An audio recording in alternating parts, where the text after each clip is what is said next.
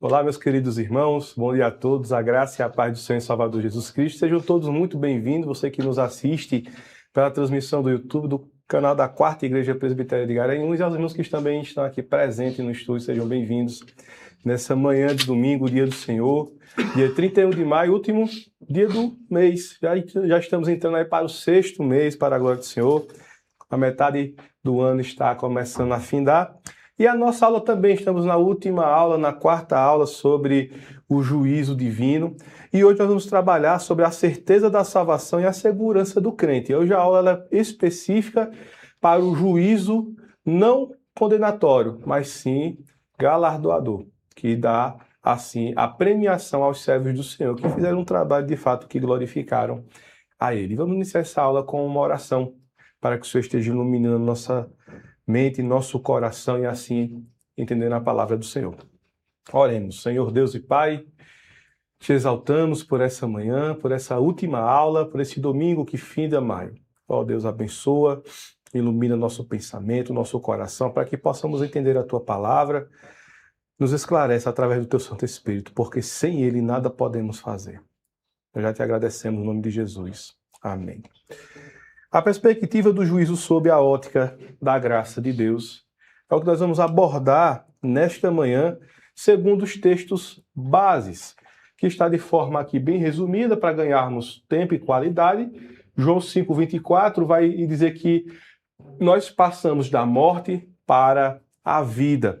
No texto de Romanos 8:1 vai dizer que nenhuma condenação há para os que estão em Cristo Jesus. E Romanos 8, do 33 ao 34, vai dizer que quem tentará acusações contra os escolhidos de Deus? Se é Deus quem os justifica. E o texto aqui fala que é o próprio Deus quem torna os seus eleitos, os seus filhos, justos.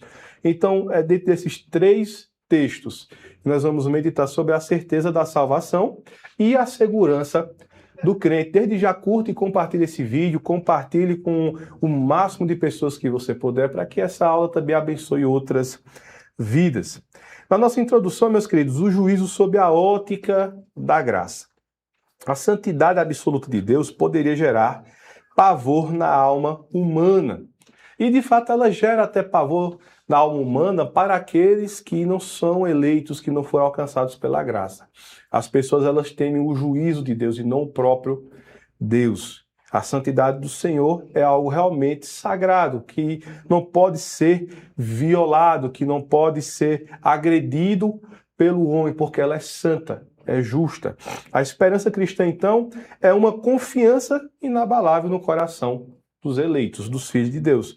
E não uma incerteza ansiosa. Será que eu sou salvo? Será que eu vou para o céu? Será que quando trocar a trombeta eu vou subir? Sempre tem essas dúvidas. Mas a esperança cristã ela é uma confiança que não se abala, ela permanece firme para sempre. Ela não gera incerteza ansiosa, como em algumas doutrinas lá fora, feito o arminianismo, que prega parte da salvação pelas boas obras. Onde se você for uma pessoa que jejuma, que ora frequentemente, você será salvo. Mas quando você peca, meu Deus do céu, Jesus voltar, agora a gente não sobe. E aí a pergunta que se faz, que esperança é essa? É esperança nas minhas obras ou é esperança em Cristo que já me salvou? O juízo que ocupa o trono é o exato mesmo Senhor que ocupou a cruz. Então, o mesmo Senhor que ocupa o trono é o exato mesmo Senhor que ocupou essa própria cruz. O Senhor que antes estava crucificado, depois ressuscitado, agora ocupa um trono e virá julgar vivos e mortos, grandes e pequenos, ricos e pobres, todos estarão diante do Senhor. Porém, nós já vimos nas outras aulas que o julgamento para ímpios é certo para a condenação. Eles serão julgados de acordo com as suas obras. Porém, os eleitos não serão julgados para a condenação. O que será julgado, no caso dos eleitos, dos servos do Senhor, serão as suas obras. As obras passarão pelo fogo para saber se realmente aquela obra foi feita em amor ao Senhor ou em amor a si próprio. E dentro dessa perspectiva de juízo, nós vemos a diferença entre o mundo e o crente. O mundo, o veredito incerto, aliás, o mundo é veredito incerto e medo. Justamente. Já viu aquelas pessoas que vivem desesperadas, sem esperança nenhuma? e que, tipo, se morrer não sabe para onde é que vão, vivem na incerteza e vivem nesse medo. Já o crente vive uma adoção ratificada e é também uma celebração da parte destes. São filhos chamados, agora adotados, fomos enxertados na oliveira que é Cristo, segundo Paulo, e agora nós damos bons frutos para glorificar o nome do Senhor. O juízo não é uma descoberta de um veredito ameaçador, mas a ratificação eterna e pública da nossa adoção. Nós vamos entender que o juízo cristão, ele começa no ato que ele é salvo por Cristo. Já o julgamento que é para muitos incerto e que leva ao medo, vai acontecer para estes que vivem uma vida sem Deus. E há um certificado, então, de garantia, João 5:24.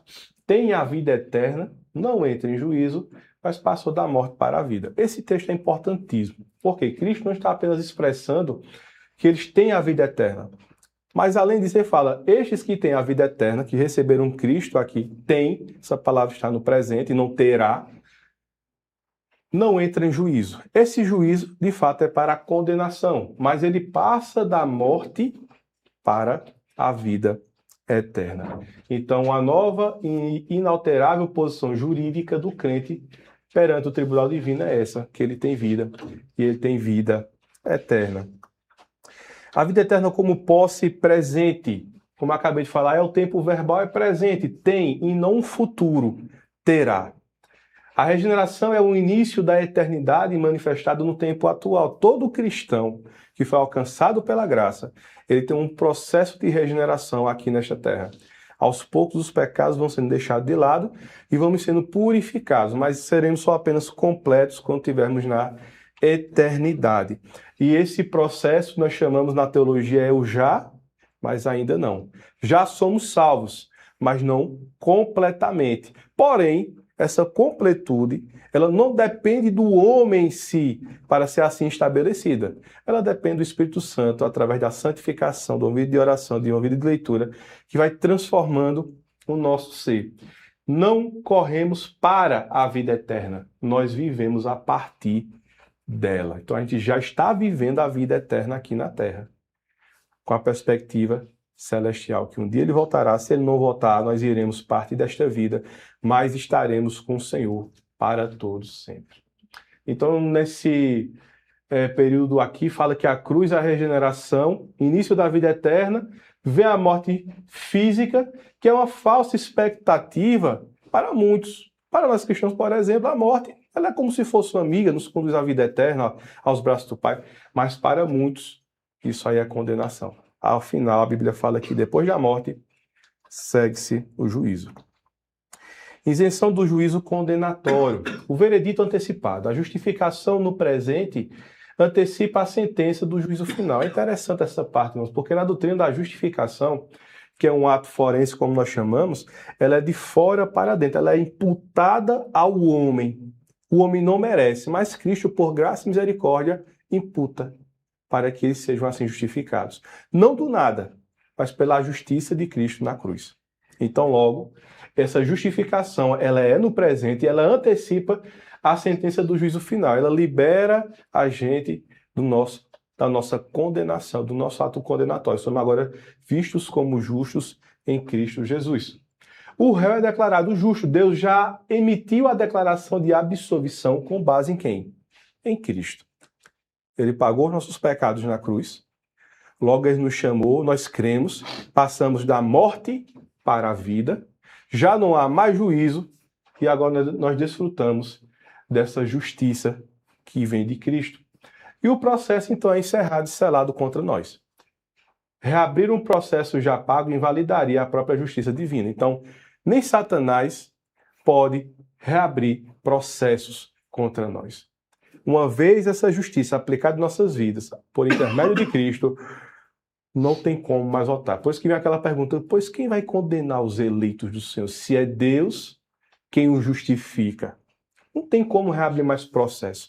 Por mais que a nossa mente às vezes fique nos perturbando com falhas e pecados, Satanás às vezes com seus agentes tente de alguma forma levar a gente a ficarmos tristes, se lembre que você é justificado em Cristo. e você é perdoado no Senhor. E que, portanto, esse processo de condenação já foi encerrado, batido o martelo, não há condenação nenhuma por conta de Cristo.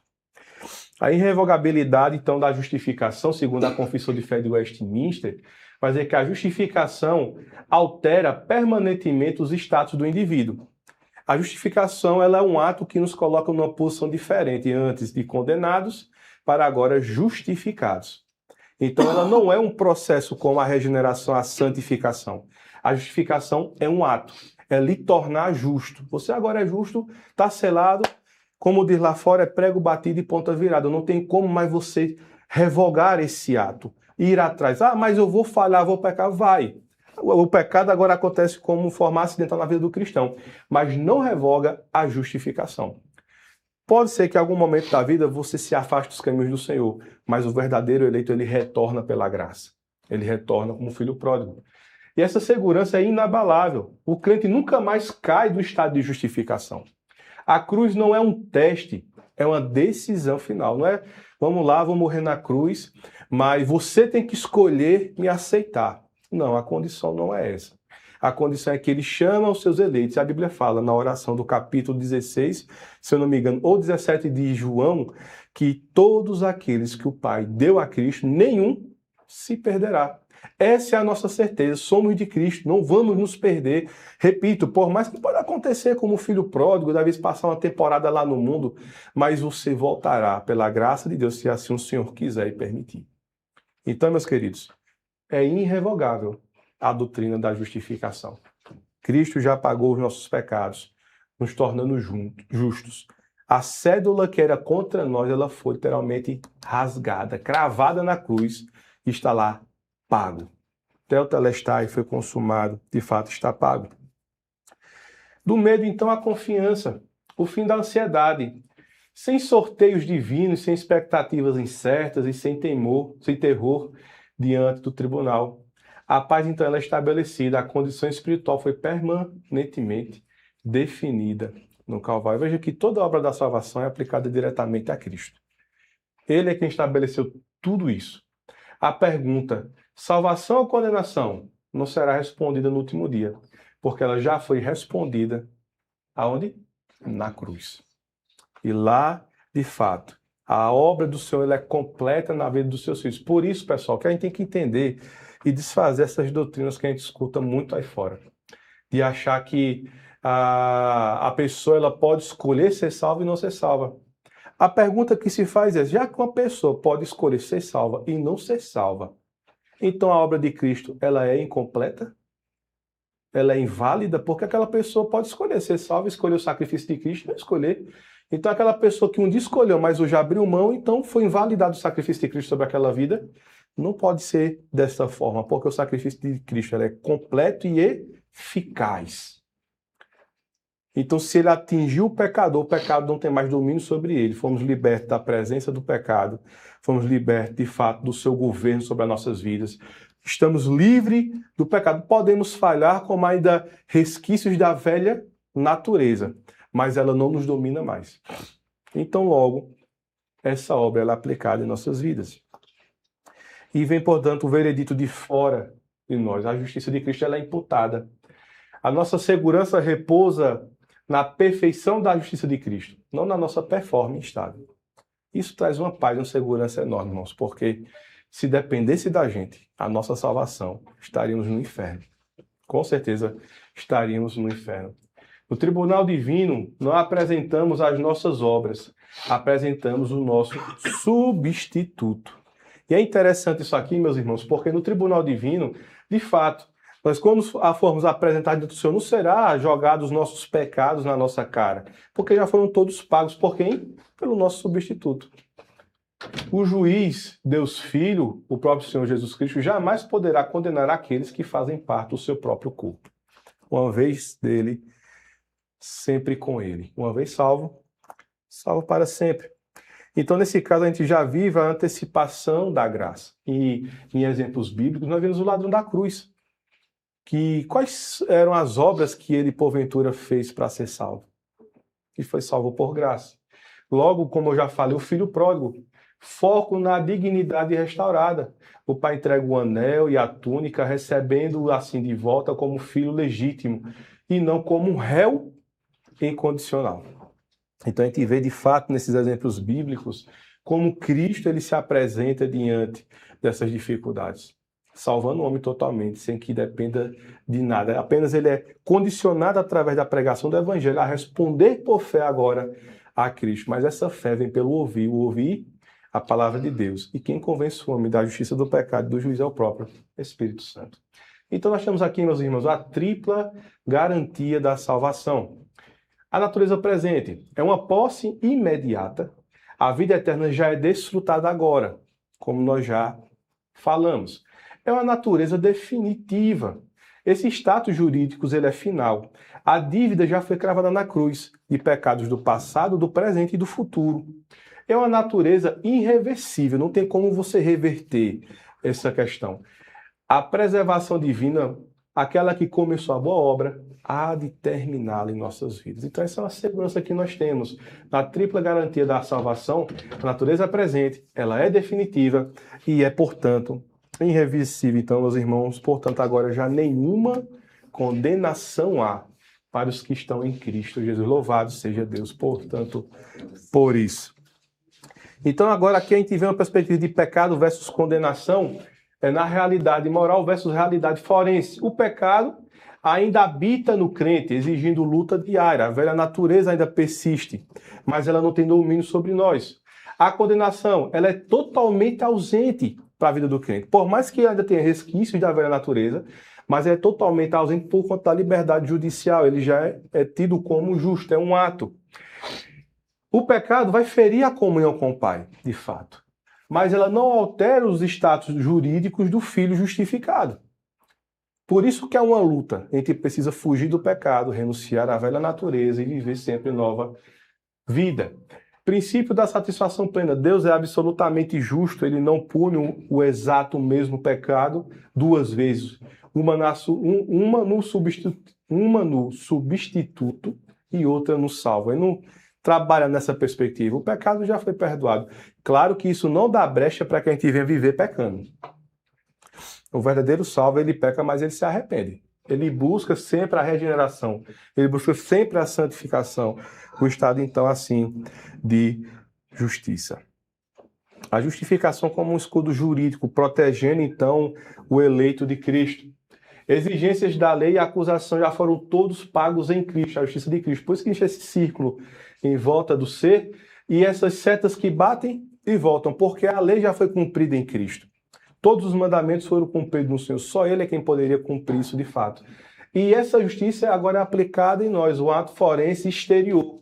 Deus nos enxerga através da justiça perfeita de Cristo que nos reveste. A imunidade penal, possuímos o crédito infinito da obediência de Jesus. O tribunal divino está legalmente e plenamente satisfeito. Louvado seja Deus, irmãos, porque isso nos traz uma segurança maravilhosa. Diferente da justiça humana, que por mais que até um julgamento tenha sido deferido a favor da pessoa, mas ele pode até ser recorrido depois de um tempo, dependendo da situação, para ser revisto pena, algum ato, etc. Já aqui não. Aqui o pecador é pecador de verdade, mas Cristo o torna justo por conta do seu sacrifício. Então, nesse caso, é silenciado o nosso acusador. Quem tentará, então, a acusação? A única resposta possível é o qual? O silêncio. Se o Supremo Juiz do Universo já declarou a absolvição, nenhum tribunal inferior tem voz para condenar. Se o céu já declarou justo, quem, pois, intentará a acusação? O nosso juiz é exatamente o nosso advogado, que já pagou a nossa fiança com o próprio sangue. Tem até uma música muito antiga que faz uma pergunta: você sabe o valor que tem uma alma? Preço de sangue. Sangue santo, sangue puro. E, portanto, agora nós entramos no juízo para o galardão. Já que fomos justificados, eleitos, predestinados, já não existe nenhuma condenação sobre nós, como será esse juízo para galardão? Conforme 1 Coríntios 3,14, ele vai dizer que o tribunal é um tribunal de honra.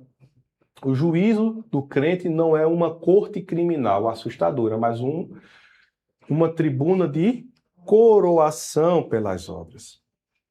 Julga-se a obra e não a pessoa. A pessoa já foi eternamente aceita na cruz, agora avalia-se o seu serviço e a mordomia. Deus coroando a sua própria graça operada em nós. Veja, todo exercício, toda boa obra que nós fazemos é dádiva de Deus. Mas assim mesmo Ele quer recompensar os seus filhos por graça. E essas obras serão julgadas. Por quê? Infelizmente, como ainda estamos com a disposição da velha natureza falhando e pecando, logo as obras também são comprometidas. Então vem o teste do fogo. O fogo testa a motivação. O material revela a intenção. O fogo não purifica pecados. Ele prova a autenticidade deste serviço. Ouro, prata e pedras preciosas, é o que o texto destaca, vão falar sobre as obras feitas para a glória de Deus que permanecem na eternidade. É aquele mesmo texto que fala que nós devemos juntar tesouros aonde? Nos céus. Madeira, feno e palha são obras feitas por vaidade, consumidas pelo teste divino. A promessa da segurança é que mesmo se a obra inteira queimar, o crente ainda será salvo, porque isso não compromete a sua salvação.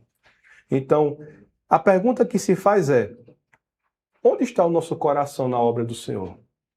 Está na motivação para a sua glória ou na motivação humana?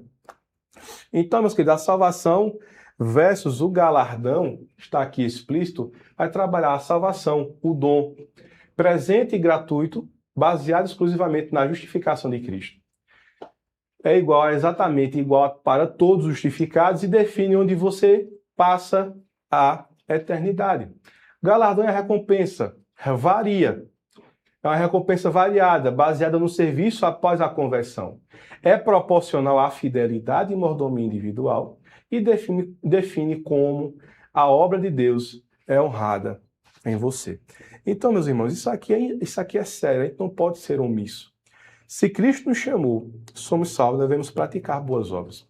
Tiago fala justamente isso, que a fé sem obras é morta.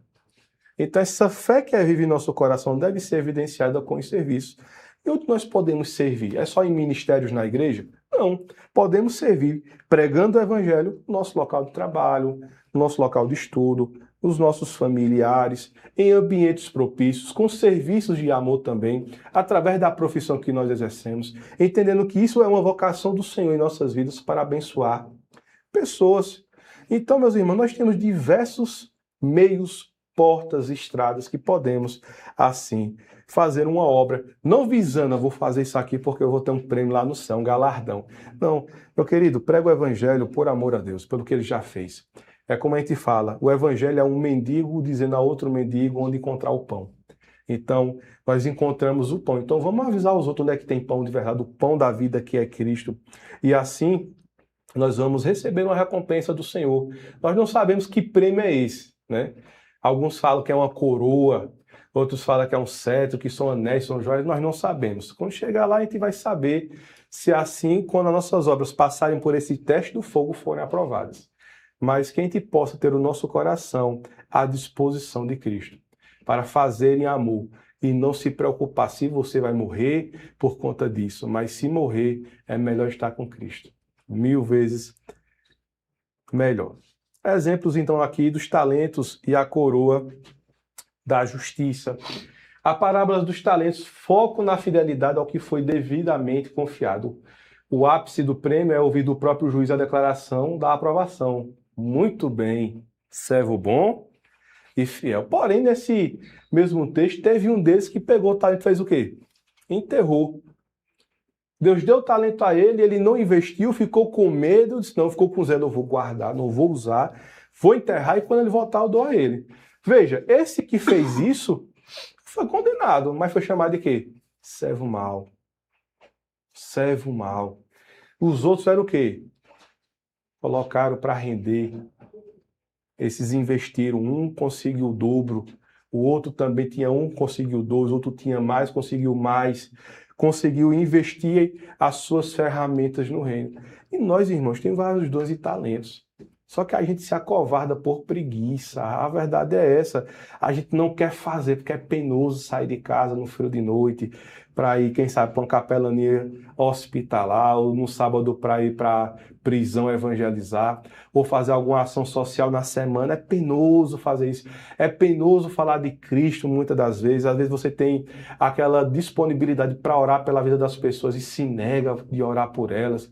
Aquela disponibilidade de aconselhar e se nega em aconselhar uma pessoa biblicamente. Tudo isso está sendo computado. Existe um livro que está escrevendo todas as obras dos eleitos. Então, irmãos, se você tem alguma dúvida, algum receio, converse com irmãos mais maduros. Irmão, olha, eu tenho uma facilidade enorme em cortar ali o papel, os desenhos das crianças na escola dominical. Como é que eu faço? Você vai ser encaminhado para o departamento infantil. Irmão, eu tenho uma facilidade enorme em lavar o prato da igreja, em lavar o banheiro da igreja. Eu tenho uma facilidade enorme de ir na casa do meu vizinho, de falar, conversar, aconselhar e assim viver de fato uma vida que glorifica a Deus. Ora ao Senhor para que Ele capacite, Ele encha do Santo Espírito, lhe dê ousadia para que você possa exercer os talentos e os dons espirituais, assim então, para o Senhor. E assim seremos de fato coroados com a coroa da justiça, a recompensa soberana reservada para os que amam a sua vinda, lutando com autodisciplina por um reino que não é deste mundo. Se lembre que todo o serviço é para a glória do Senhor. Nós não podemos, irmãos, achar que podemos ter uma barganha com Deus. Eu vou fazer isso porque eu quero estar no céu, eu quero um pedacinho de um terreno lá perto de Jerusalém, né? Pelo amor de Deus, irmãos. Vamos fazer com foco em Cristo. Esse é o nosso propósito. Isso não nos condena, mas imagine Deus sendo glorificado através das nossas vidas. E a premiação que a gente recebe redunda sempre em glória para Ele, porque foi Ele quem nos capacitou. E chegando no último slide, meus irmãos, hoje está um pouco mais curto de fato, a aula é mais curta mesmo, devido a todo o conteúdo que nós já vimos. O juízo como vitrine da graça. O cenário transformado de um tribunal de vergonha opressora para um palco de glória redentora. Nós somos transportados do reino das trevas para o reino da sua maravilhosa luz.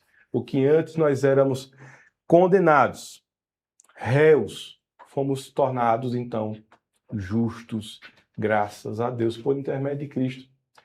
A eficaz, então, exibida, Deus revelando ao universo que a sua graça atuante na vida do crente foi plenamente eficaz. Nenhuma condenação há para os que estão em Cristo Jesus. Então, que isso possa alegrar o nosso coração todos os dias. Nós somos salvos porque se hoje morremos, estaremos com Cristo. Na eternidade, desfrutando de todos os benefícios da salvação. E que isso conforte, então, nosso coração.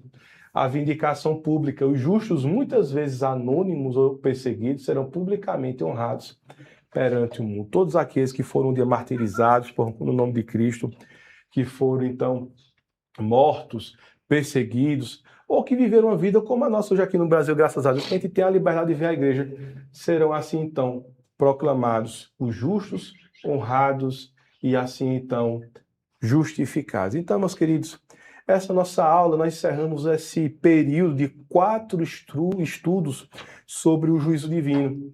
Nós vemos que Cristo ele vai julgar, hoje ele é nosso advogado, mas será juiz naquele dia. Para aqueles que se perdem, será um momento de tristeza, lamentação, sofrimento eterno. Mas para todos os seus filhos será um dia de muita alegria. Estaremos eternamente com o Senhor. Teremos o nosso também julgamento das nossas obras. E a pergunta que fica para a nossa reflexão é: como você está servindo a Deus? Você serve apenas por ativismo? Em vários ministérios tem pessoas que se replicam, né? Está em 4, 5 ministérios, isso é bênção. Mas qual é o seu propósito? Você está conseguindo glorificar a Deus com tantas funcionalidades?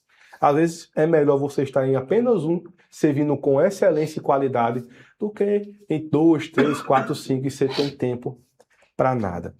Então, meus queridos, que a gente possa ter isso como um zelo ao Senhor, fazer com perfeição, amoldando sempre as nossas ferramentas que o Senhor tem confiado em nossas vidas e assim abençoar outras pessoas.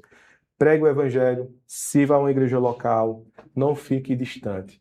Quem é desigrejado, não fique pensando que já está 100% garantido. Cuidado. Uma das evidências do verdadeiro salvo é a congregação, é estar unido em congregação. Salvo se você estiver enfermo, com alguma dificuldade, é outra situação. Mas assim que você for restabelecido, retorne à casa do Senhor. Não fique distante dessas bênçãos que está dentro da comunidade, a igreja, o corpo de Cristo, como nós estivemos hoje de manhã. Estaremos logo mais às 18 horas, nós queremos te convidar para que esteja conosco nesse momento. Vamos orar, agradecendo ao Senhor por todo esse estudo para a honra e a glória do Senhor Jesus Cristo. Santo Deus eterno Pai, te agradecemos por tua bondade, por tua graça e por tua misericórdia. Obrigado por esses 4 domingos de aula que o Senhor tem falado ao nosso coração. Obrigado, Senhor, porque o Senhor nos salvou, o Senhor nos justificou, o Senhor nos deu ferramentas, dons e talentos para te servir. Então, Deus, nos qualifica, nos aprimora, tira o temor e coloca a ousadia no nosso coração para que possamos fazer tudo isso em disposição, em amor e não em barganha. Nos ajude, nos cubra com teu sangue, abençoe cada irmão que está nos assistindo, os que estão aqui no estúdio, que o Senhor possa estar abençoando a vida de cada um, no nome de Jesus. Amém. E hoje há 15 dias, porque de hoje a 8 é a nossa Santa Ceia, aqui na Quarta Igreja Presbiteriana de Garanhuns, de manhã e à noite, venha cear conosco, e de hoje a 15 iniciaremos um novo estudo, um novo tópico sobre a palavra do Senhor. Esteja conosco, compartilhando e curtindo sempre esses vídeos. Que Deus abençoe sua vida, a graça e a paz do Senhor e Salvador Jesus Cristo. Amém.